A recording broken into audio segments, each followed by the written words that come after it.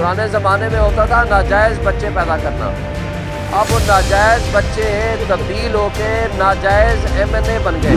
शर्म होती है कोई चीज़, हया होती है, शर्म होती है कोई चीज़, हया होती है, बेज़मीरों को ख़बर क्या है कि क्या होती है।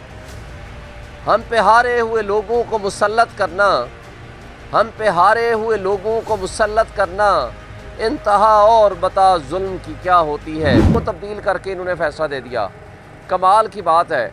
और ये फिर भी ये कहते हैं कि जनाब हमारी इज़्ज़त करो।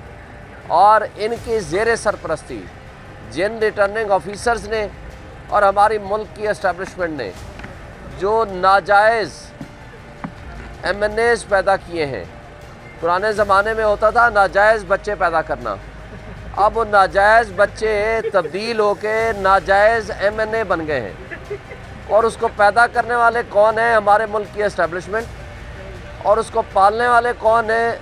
रिटर्निंग अफसर और हमारी इलेक्शन कमीशन ऑफ पाकिस्तान।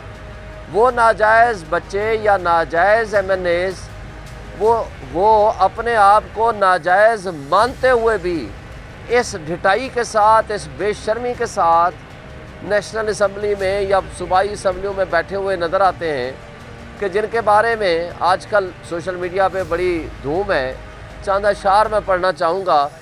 उन नाजायज़ औलाद, उन नाजायज़ MNAs के लिए जिनकी खालिक इस वक्त एस्टेब्लिशमेंट है, और उस एस्टेब्लिशमेंट के लिए भी अफसोस का मकाम है कि आप तो अपने जायज़ बच्चों को पढ़ाने तो दूर की बात है, आपने तो दुश्मन के बच्चों को पढ़ाना था, अब आपने नाजायज़ MNA पैदा करने शुरू कर दिए। आप कहाँ से मुल्क के साथ वफा कर रहे हैं?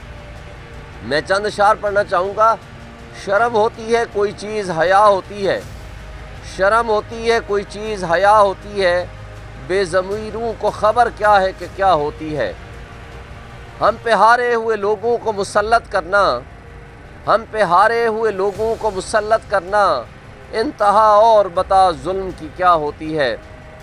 पूछ कैदी से कि रहता है वो अडियाला में, तुझको बतलाएगा क्या चीज़ वफ़ा होती है।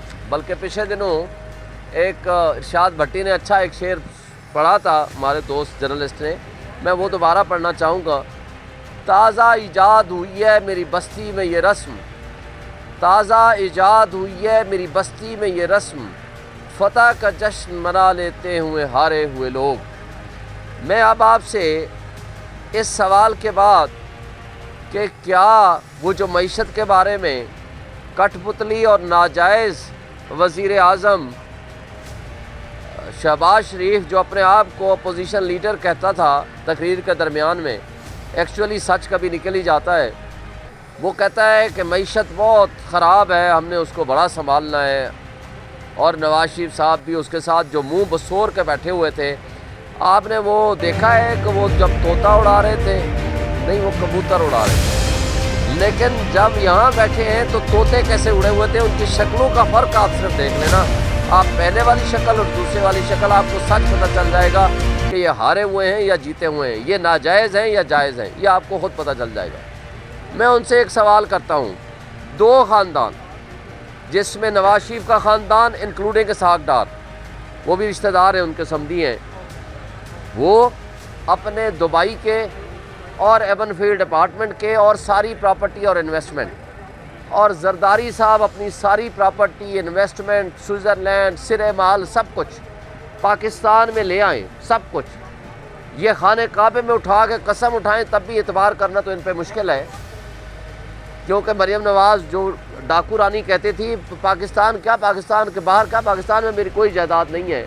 मगर फिर ऐसी जायदादें निकली कि हुसैन नवाज़ आकर कहने पे मजबूर हुआ कि जनाब ये तो अल्हम्दुलिल्लाह हमारी जायदादें हैं, और वो अल्हम्दुलिल्लाह पढ़ के जो झूठ बोलते हैं वो सब आपके सामने है। मगर मैं उनको सिर्फ एक बात कहता हूँ कि आज वो अपना सारा सरमाया पाकिस्तान को ना दें, क्योंकि ये मनी लॉन्ड्रिंग के ज़रिए पाकिस्तान से लेकर गए हुए हैं। इंशाअल्लाह वक्त आएगा हम ये एहतसाब मुकम्मल करेंगे, उस वक्त जिस वक्त बाजवा उस वक्त शायद इनको बचाने वाला नहीं होगा। और अल्लाह का अपना एक निज़ाम इंसाफ है कि वो शख्स इमरान ख़ान जिसको ये माइनस करने पे लगे हुए थे, या उनके क्रास लगाने के लिए तैयार बैठे हुए थे, मगर अल्लाह ने इनके ऊपर क्रास लगा दिया। आज सारे मिलके वो गंदा निज़ाम उनसे थर-थर काँप रहा है और वो इमरान खान जेल से बैठ के उनको डरा रहा है। इसलिए कि सच्चे इंसान के साथ अल्लाह की ज़ात होती है। तो आज मैं उनसे एक बात कहता हूँ कि आप अपना सारा सरमाया ये मनी लॉन्ड्रिंग और चोरी के ज़रिए जो आप यहाँ से लेकर गए हैं, आप सिर्फ पाकिस्तान में ले आएँ, आप अपने अकाउंट्स में ही